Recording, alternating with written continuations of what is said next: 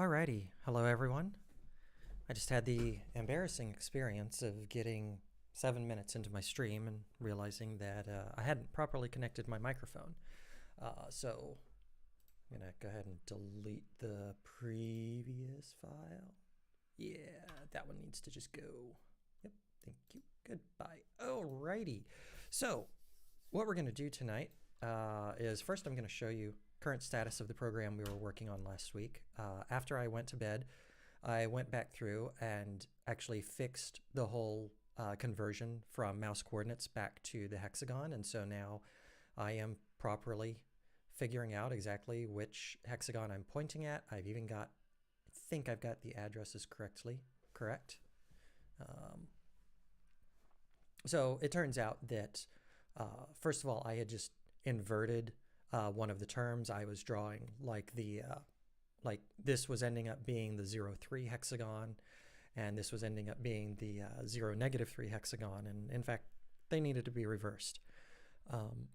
Additionally, when it came to calculating the cursor position, there was an entire term that I had missed that was necessary in dealing with the left and right offsets. And so I just hadn't taken that into account. Once I got those two things in, like, all of this works. So tonight what I'm going to do is I am going to make this actually mean something. I am going to sorry, momentary distraction here. Okay.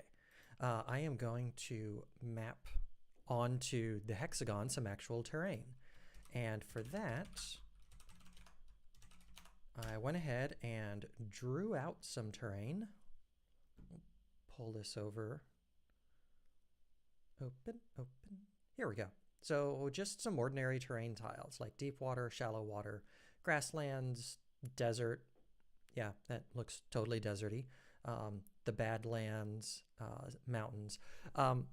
The art that I used here is basically me just learning from YouTubers like WASD20 and JP Covert, two map drawers who do a lot of YouTube videos and have explained quite a bit of their process.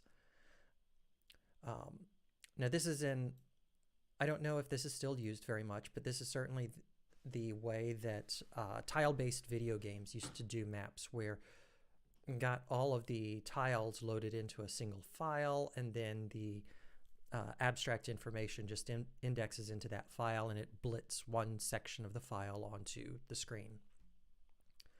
And so that's what we're going to do here. In order to support that, I added to my coordinate system, I also added a real-life map so that I can associate a bit of data with every coordinate. And this data is very abstract, designed to basically be defined in whatever application I write. And I created a function for reading the file. I mean, I created one to write the file too, because it turns out that hexagon grid addressing is actually kind of complicated. It's very hard for me to keep it in my head. And of course I went with like a super dirt simple file format. I was really not interested in doing any complicated parsing. So at this point, should be able to read the file just fine. And in this file, I've made it very simple. I put, like, if I'm reading everything correctly, I'm putting mountains in the center. I'm putting shallow water, like, all around the edges. And then I'm putting grasslands in the rest of this. And if we could just get all of that rendering, like, that's going to be kind of awesome tonight. So, with that in mind, it's kind of time to start coding. Cargo watch-x run, the normal thing. Cool, let's move that to the side. Main.rs, there we go. And first, I want to get the terrain image loaded. So I need to find a Rust library that will load a ppm file. Let's just see if that happens, because I really don't want to code this myself. Encoding, here's a decoder, new R, what is R? R is anything that can be read from. Yeah? Actually, let's not do this step yet. We'll do this step in a bit, but first, let's actually, instead of trying to like blit images into here, I want to try to, I just want to set colors that are appropriate for this. So let's load the map and then render it with colors. Now, as for where to load the map, I think this doesn't really feel like the right place to do it, but it is simple. So let's import coordinates, hex adder. Let's add a hex map. I also want to import read file, and then, except I probably don't need to read the file because it's going to be a raw data resource. Let's check that. So we've got resources include. I want to find a resource.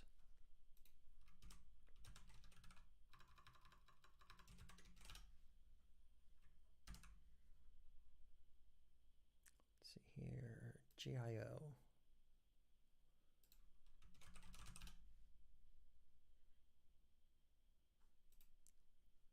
That's probably not the right thing. How do I load a resource? I've forgotten. I don't think I've not done that in this file. Okay.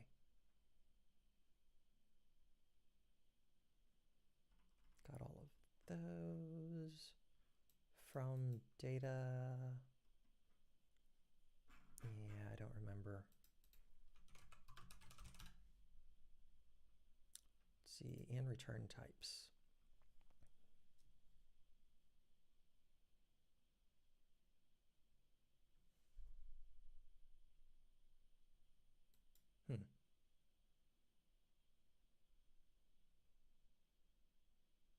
Is this it? Load? Loads a binary resource bundle and creates a resource representation. Loads a binary resource bundle.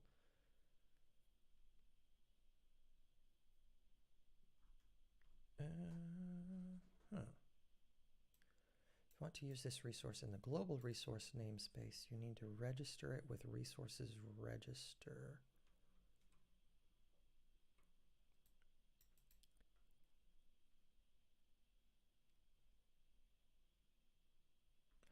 Okay, so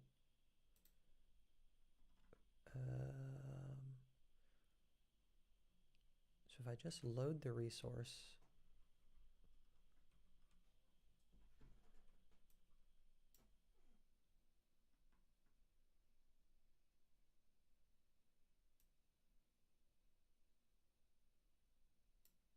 so I actually do want to load the entire bundle with, oh Lord, I should have looked this up. I didn't realize this was going to be complicated. We'll see if I can find it in the book that Julian Hofer is writing. Might not actually be in here. It's not going to be in settings. Composite templates dodges around it by using this. Okay, come on.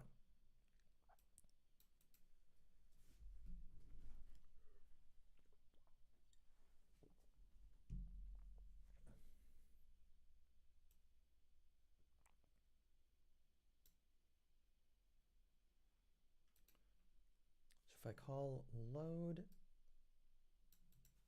no? I can't imagine that it would be quite this easy, but maybe it is. So let's say let map text equals resource load, map text resource, resource load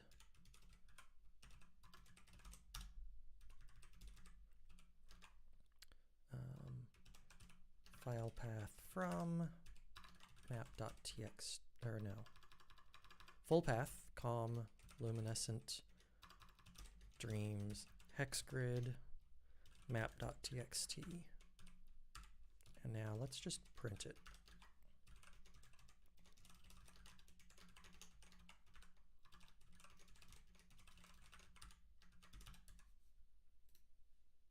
That should go away. Okay. So it's right. Okay. Yep. So let's include the file path. And go to use GIO resource.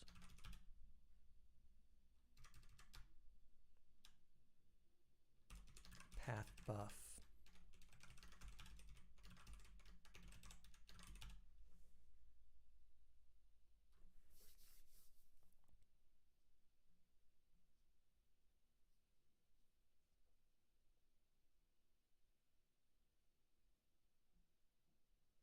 Okay, did not find that. No such file or directory.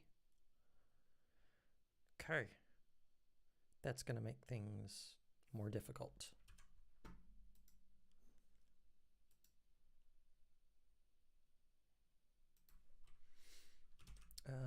GGK resource loader.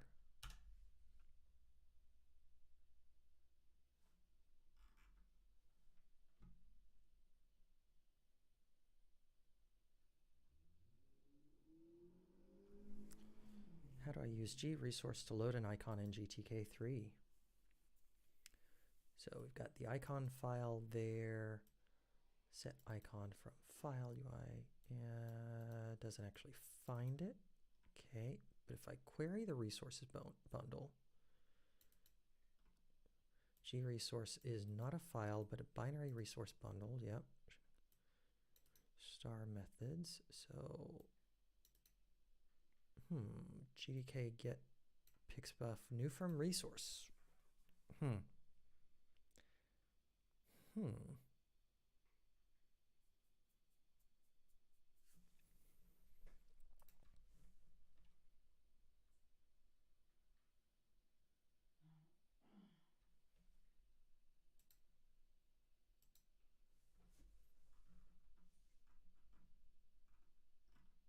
Look up data, maybe?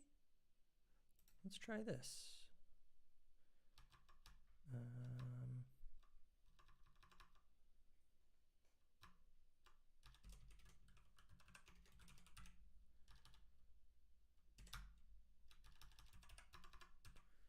What are the resource lookup flags?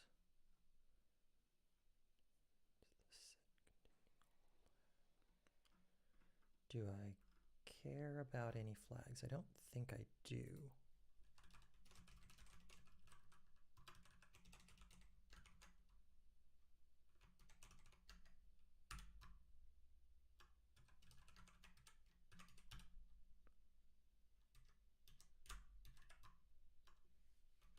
Three arguments, two supplied. Oh, that's interesting. I've got this complicated thing where if I'm reading it correctly, so the resource represents the entire binary file, but the binary file should be compiled into the code. And I want to load it with load.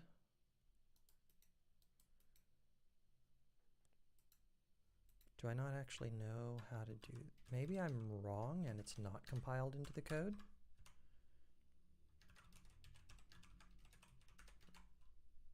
Let's say resources. I don't think that's going to be right. Probably my build is going to tell me more. Probably this, actually.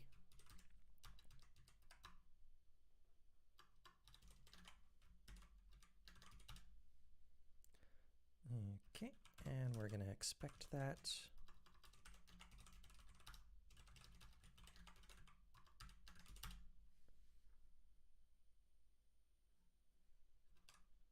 And what happens?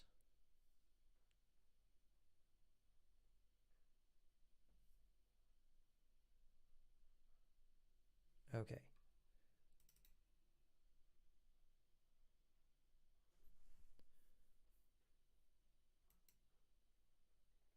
Wait, what did... Oh, I didn't. There's a oddity with my windowing system and the way the paste buffer interacts with Vim.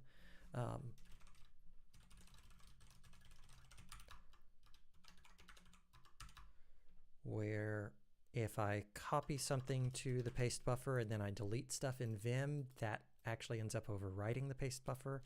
So that is the... I'm sure some of you will notice it, but whatever. At this point, let's see what we get. I'm not actually sure that this is the correct path.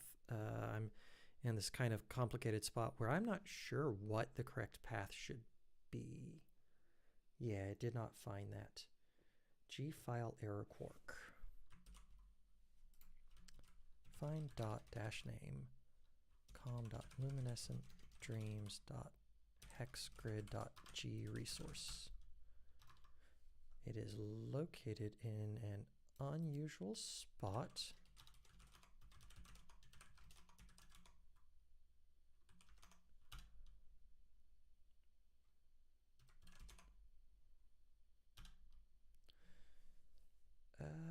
So that's kind of complicated.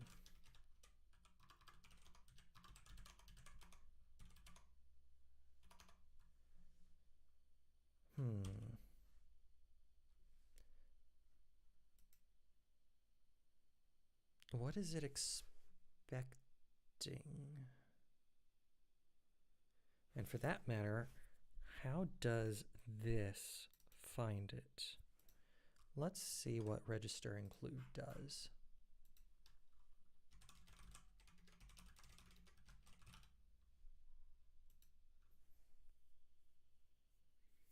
So this is the compiled resource. What does the source do?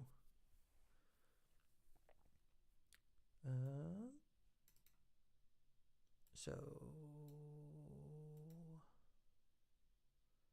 wait, what? Resources register include, and if I go to the source, I need to look in the right place, this one. So we've got a path, which is an expression. It finds the outer, includes it.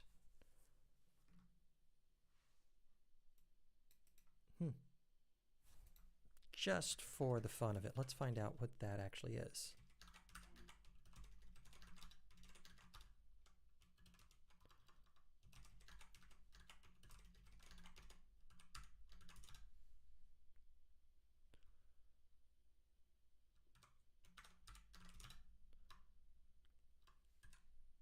Okay.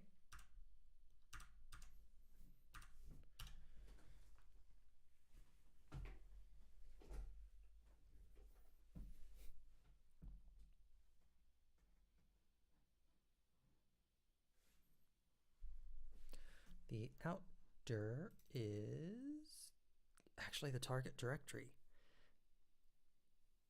That's kind of not promising. At least for delivery of an application. For our purposes today, though. Okay, well. How did they do it? Just env outer, they just concat a bunch of bytes.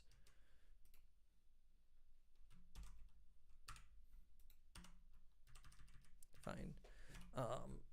So let resource file equal concat env outer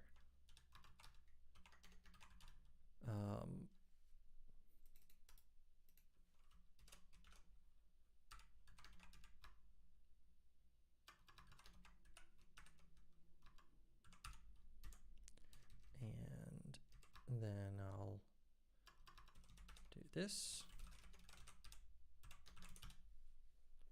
Okay.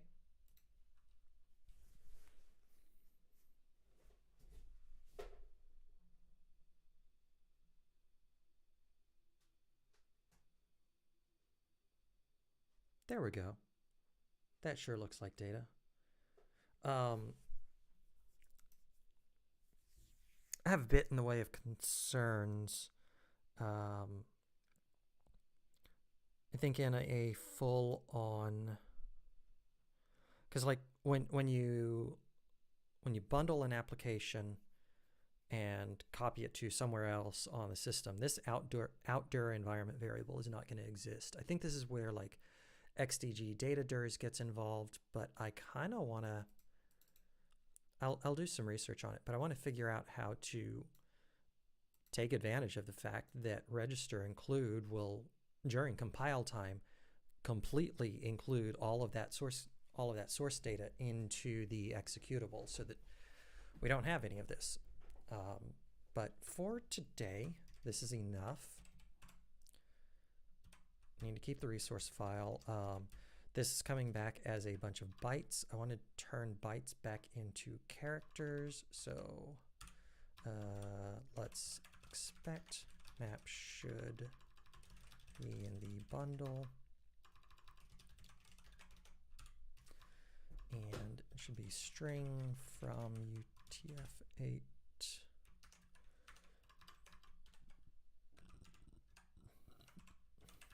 Expect the map should be in UTF-8.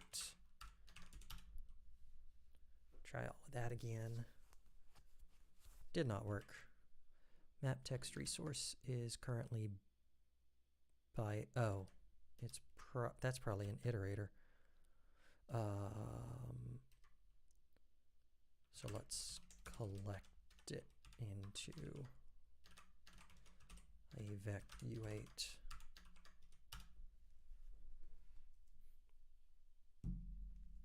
Collect did not work. Why did glib byte? Oh, glib bytes is not an iterator. That is not the same bytes that I am accustomed to. Let's go to the glib library. Find bytes. There we go. Bytes is a structure which is the equivalent of an RC8. So that's G bytes from static, from owned, flatten.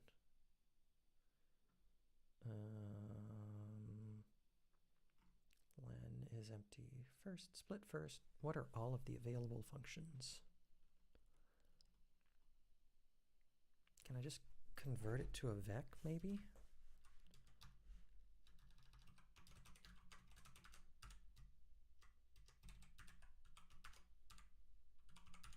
I don't know that vec from, I guess vec from, no.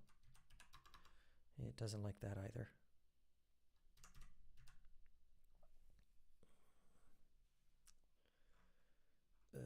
Okay, so I also saw flatten. So we'll, and that should give me, why is flatten not working? Well, no, it's not an iterator, but flatten is a function on here. It's nightly experimental. Thank you. Great.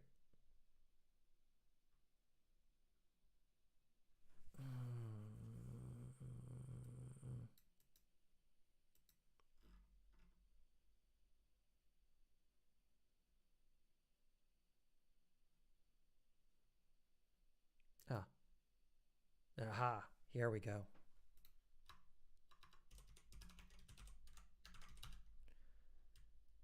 This is going to be, there we go.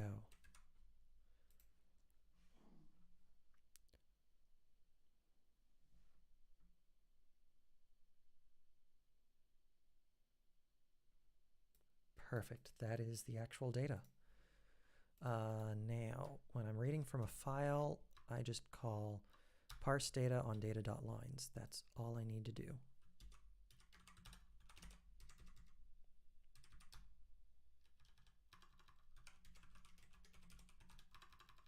And I think I forgot to make that function public. Yeah, I did.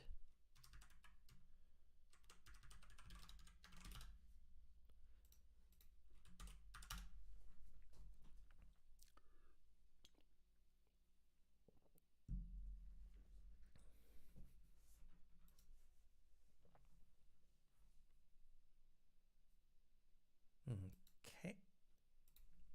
Cool. Now, instead of printing this, I want to let map equal parse data from string from UTF-8 on map text resource dot lines.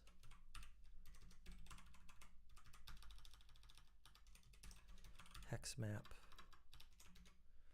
And currently I don't have any way of passing that in, so I am instead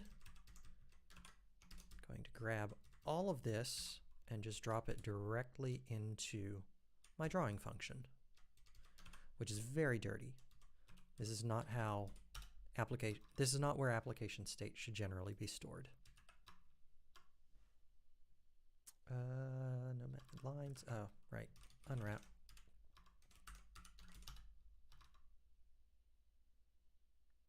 And then it doesn't like hex map. Oh, right. Okay, so here's the next trick. I actually have to tell it what data type it's going to deserialize A to. So what we're doing here is just converting this single letter or this double letter, basically the thing that occurs after the axial coordinate, into something that our application understands. So let's do that. First we define it, enum tile, and we'll define a mountain, grasslands, shallow water, deep water, badlands, desert, and I've forgotten the rest.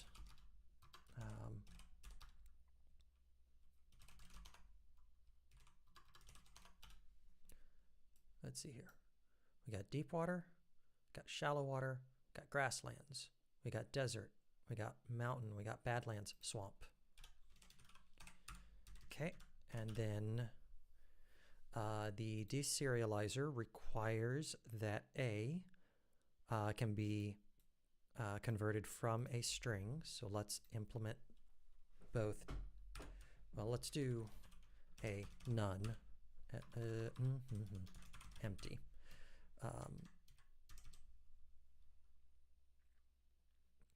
So default for tile, fn default self. It's just going to be self empty. Now, from string for tile, we're going to say fn from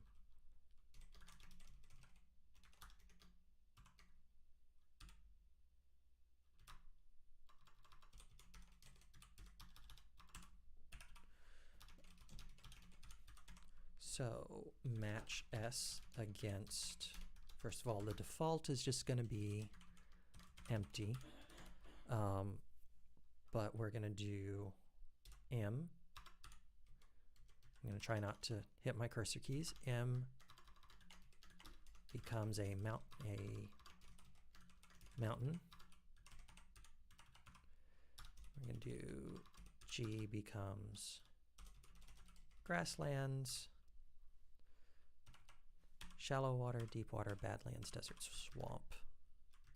I can spell swamp, really. So grasslands, shallow water, deep water, badlands, desert, swamp. And I hope I don't have any duplicates in there.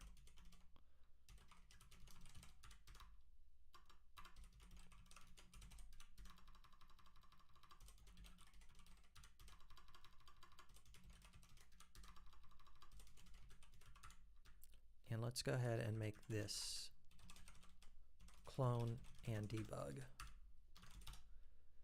And now, so the hex map still won't work because I haven't told parse data what it is parsing to. So just a tile, and then I want to print this thing.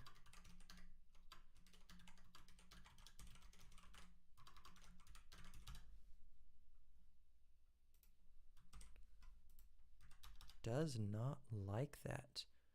Trait tile from string. Oh, right. I didn't actually finish. Impl from string for tile, then from, it's going to be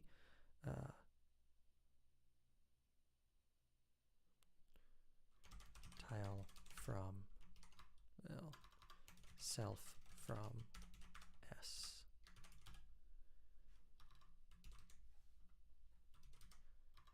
Does not like that.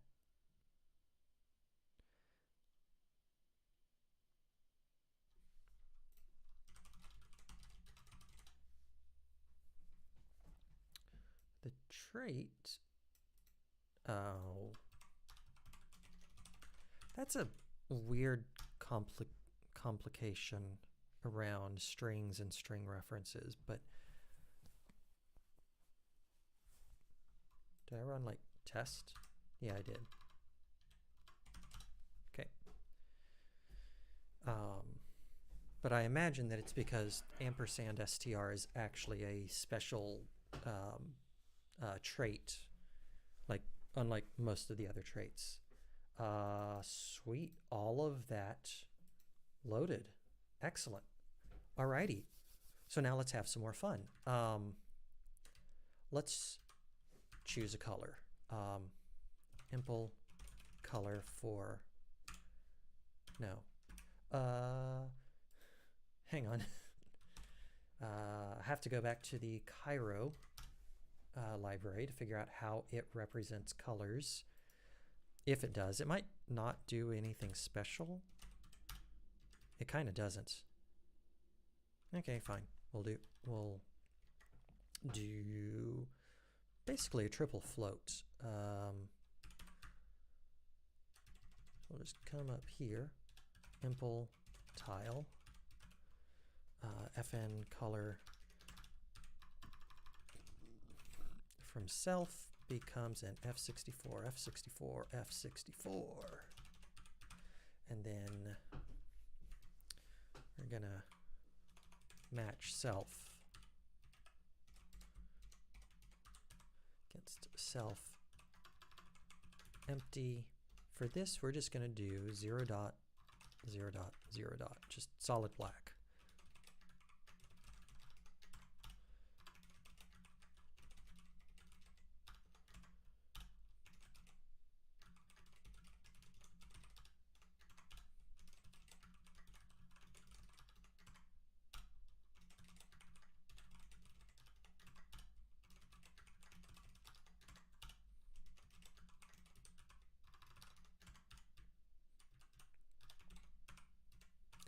Okay, I'm actually going to load up Krita again to choose color so that I don't get something completely nonsensical.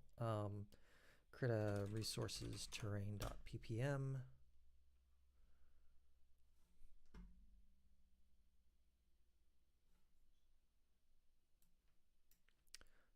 Let's find, where's the color picker? Here we are. What are the numbers? That's actually not helpful. Oh no.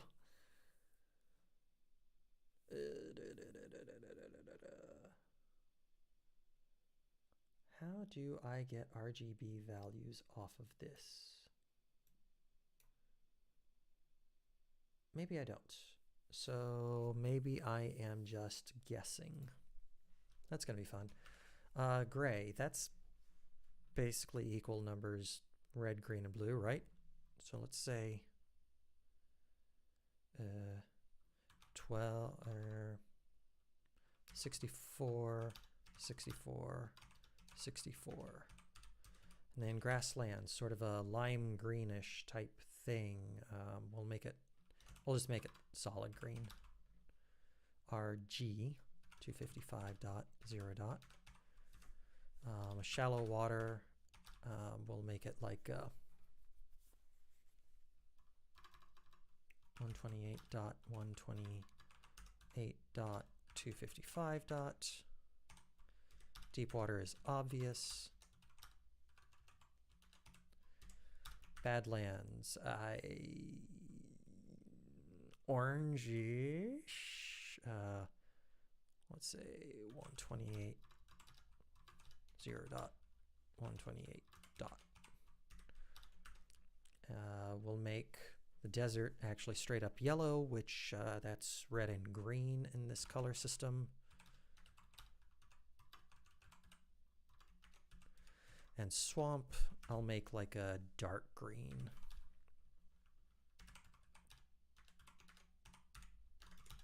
Okay, so now that's done. Now, quit. Okay, to make this happen, so previously it was 255, 255, 255. In order to do this, we have a coordinate, we have the map, want to center X, center Y.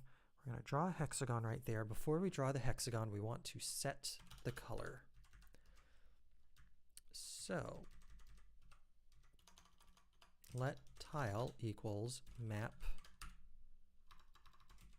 what function, map cell, that's, or map get, let's just call get, dot get, coordinate, address of the coordinate really, and that,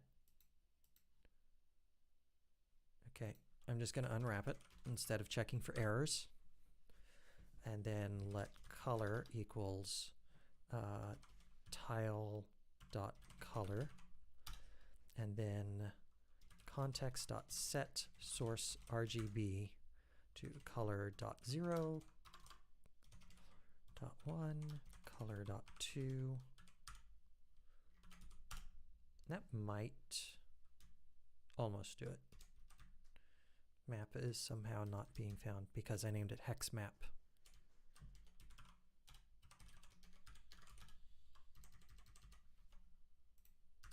Let's see what happens. It'd be really cool if this works.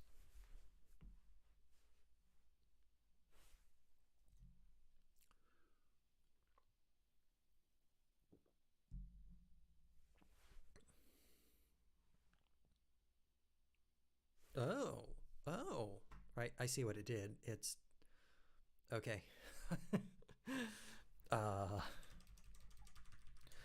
Take away some of the selection code. We're just gonna always fill it.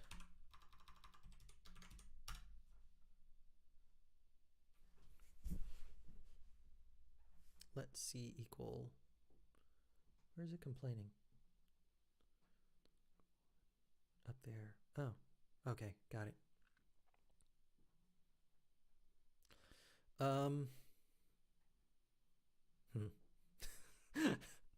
Yeah, that's not really right. That's really not right. Okay, so if I point at here, this hexagon is 3, 0.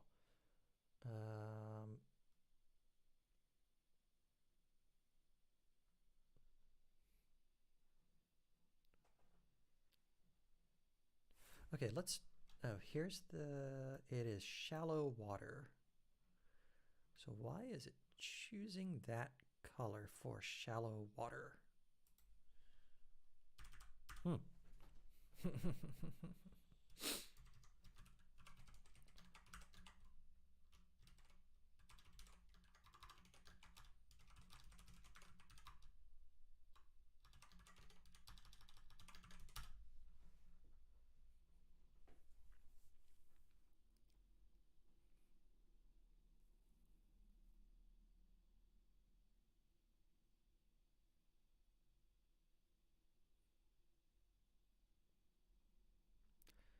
Okay.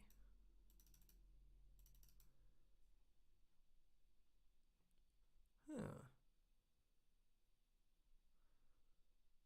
Oh, wow. Right. It's going to do a lot of rapid redraws. Okay.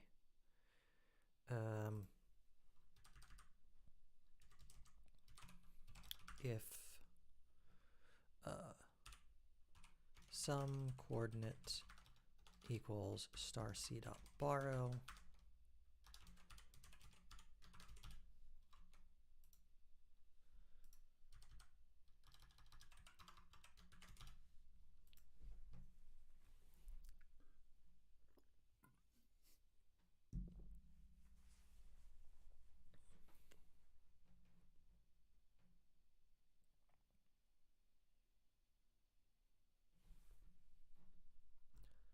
come in here, point at that. It's saying shallow water 128, 128, 255. That's just plain 255. Do I not understand how the Cairo color system works?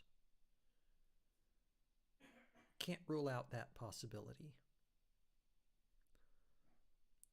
This is a mountain, which is all 64s. Okay, got it. I think the color system might actually be 1 based instead of 255 based. That would make sense given that it's an F64. So let's just try to fix it on shallow water.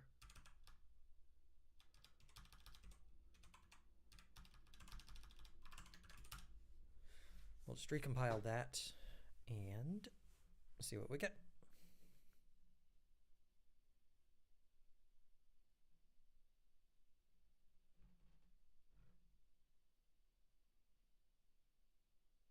There we go. Did I do something dumb with the color? I did do something dumb with the colors.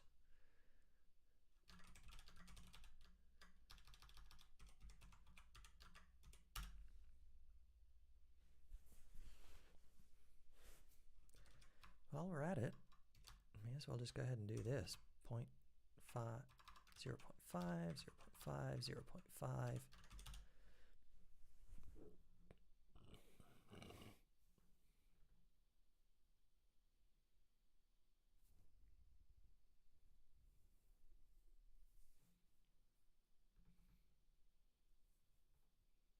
There we go. That's looking more like it. Terrible color choice, but whatever. That actually illustrates the right thing. It also illustrates that I made some mistakes on the map. Let's see if I can fix those. I'm going to come over here. Alrighty, so this coordinate is -2, -1. I made that grasslands. We'll make it shallow water. Actually, let's make this one deep water, just because. This one, -1, -2. Cool. 1, -3.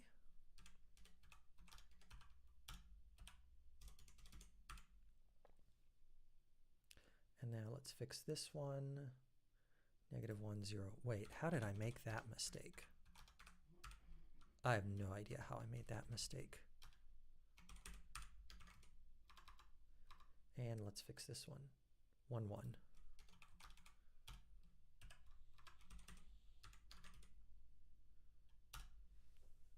Oh, let's make that a desert.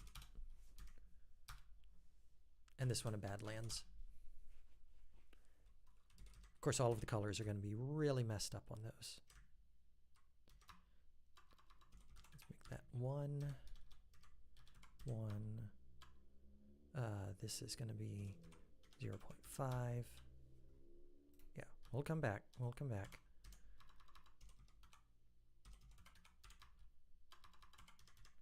And 0.25. Do I have a swamp in there? I don't think I put a swamp in.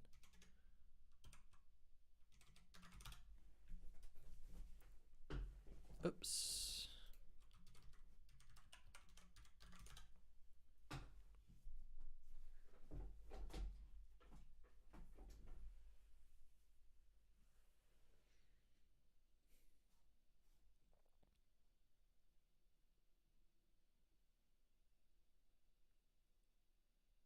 That's that's color. Oh, RGB. Yeah, good job, good job. And the Badlands, similar problem, I think.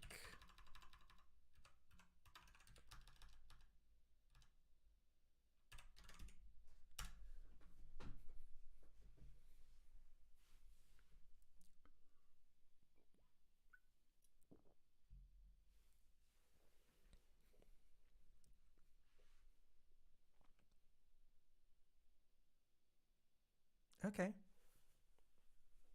Cool. So let's go with this for the map. And I'm going to commit the changes so far.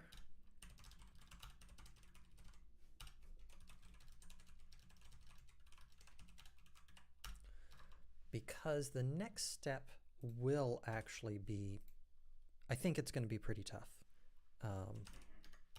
So I don't actually know. Well, the next step is just to load the image file. Let's do that first.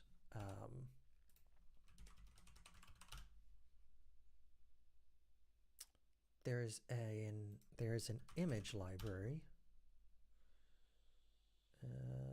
Image library written in Rust. Last updated 2 months ago. Let's take a look at this one. I think I looked at this a few days ago. Yeah, cool.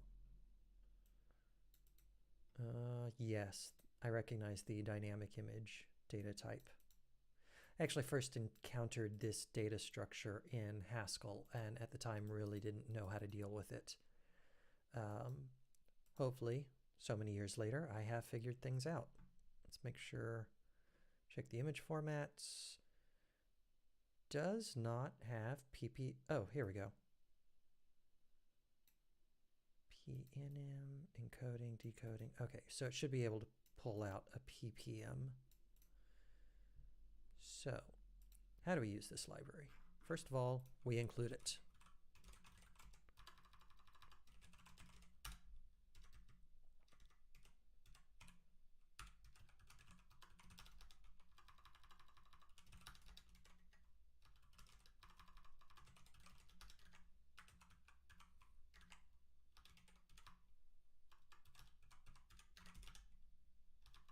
Okay.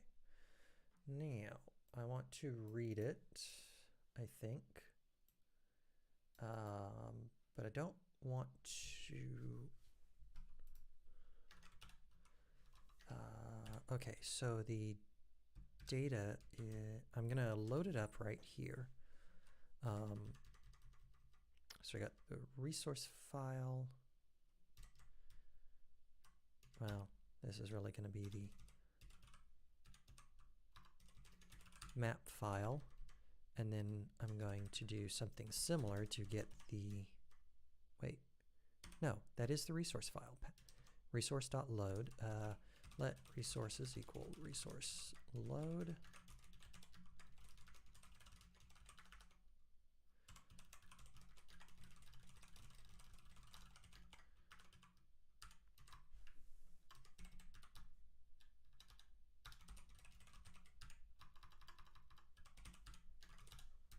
Okay, got that.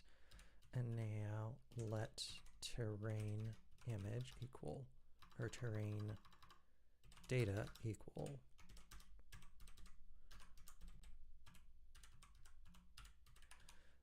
resources dot lookup data dreams hex grid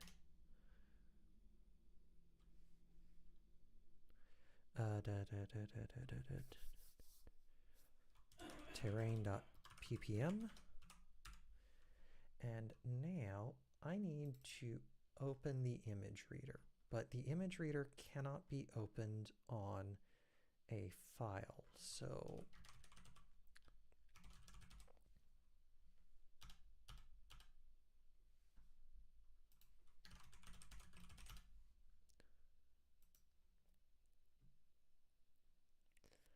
here's the image decoder, actually.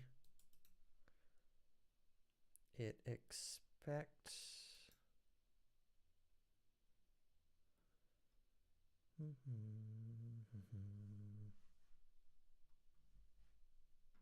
what is this thing? Back up.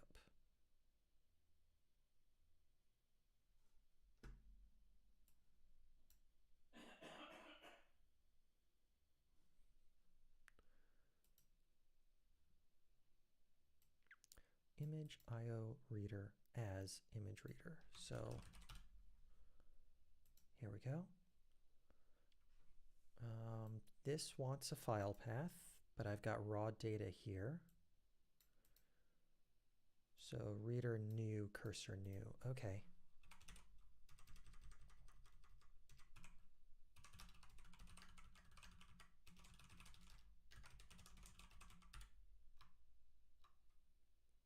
I'm going to want, oh, I don't know what an IO cursor is.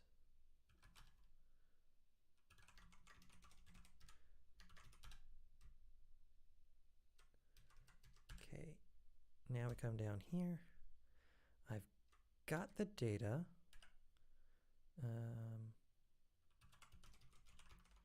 Just unwrap it. Now let the reader equal reader new cursor new terrain data dot, I'm not going to do with guest format, with format.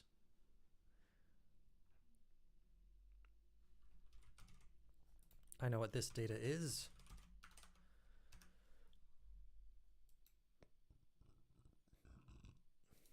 JPEG, PNM, an image in general PNM format. I sure hope this is a PNM file. Ooh, wow. Okay, hang on. There's stuff running in the background.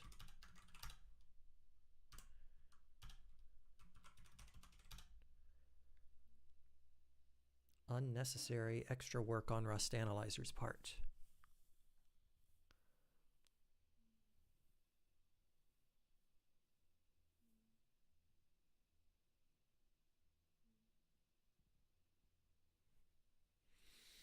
Come on.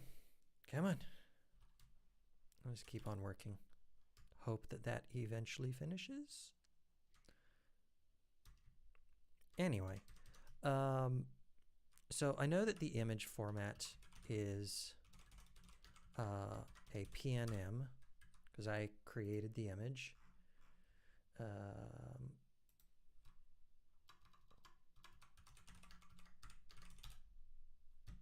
Oops, sorry. And I'm going to just unwrap the result on the assumption that that cannot fail. And then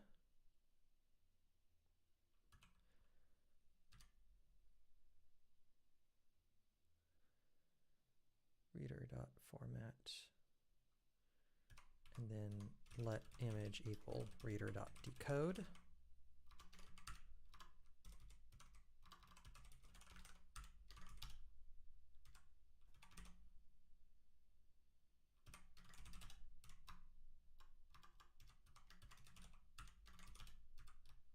Why was this line of code angry? Resources should take two. Oh, right. GIO resource lookup flags none.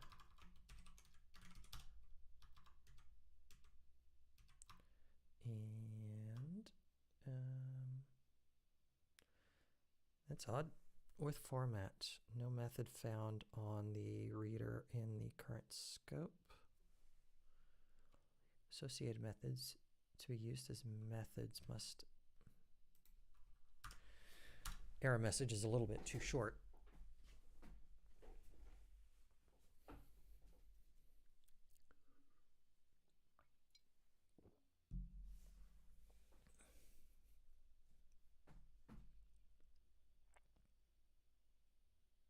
Oh, probably I just need an implementer.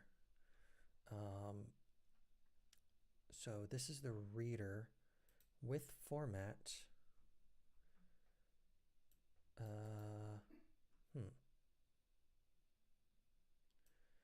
reader new.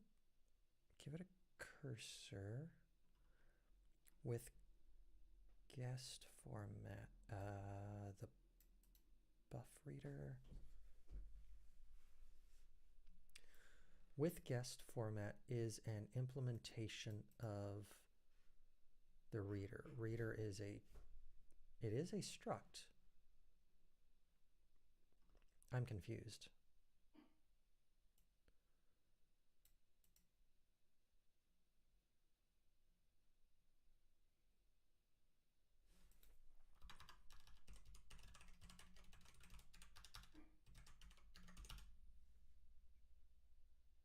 Fine, we'll just go with that.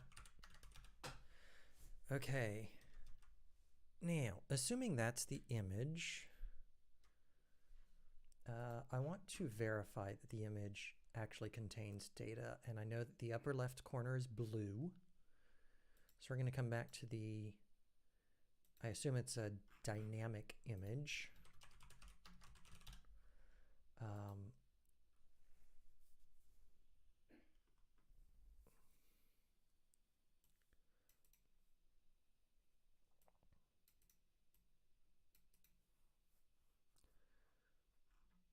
Wait, no, what does decode return? I didn't look at what decode returns. Reader.decode. What does this give me? It does give me an image result, a dynamic image. Can I look up a particular pixel? I mean, I could do as bytes. Blur, brighten, color, crop. Grayscale into one of those, invert, resize, save. Oh, wow. Everything except the function that I want. Probably it's because I want one of these things. One of these probably has, no. Oh, good Lord. Oh, wow.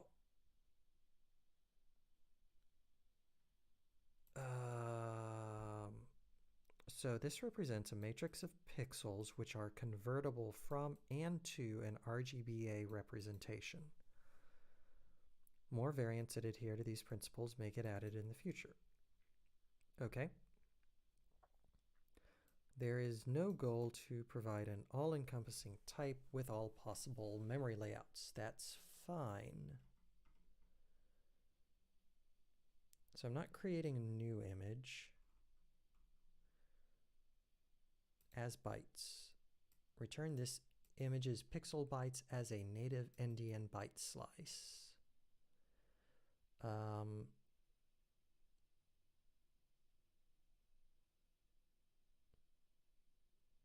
Yeah, why not? Let's find out.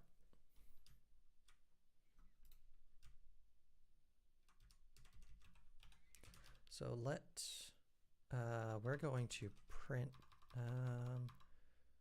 for the I in 0.10.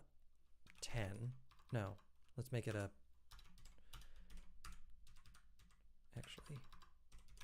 So we'll get the first 4 bytes, print to image dot as bytes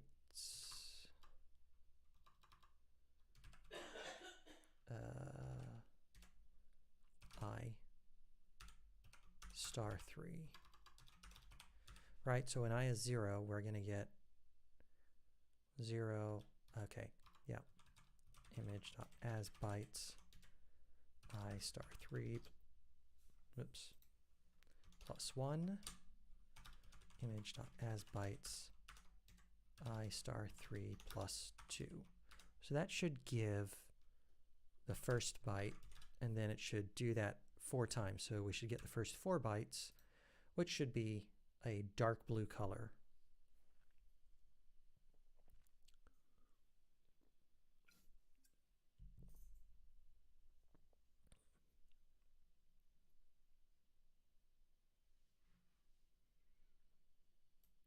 Yep, that looks about right. Okay, so it is loading the image just fine. It's just a little tricky to work with. Cool. However, it's now been about an hour, so I am actually going to stop the stream for tonight.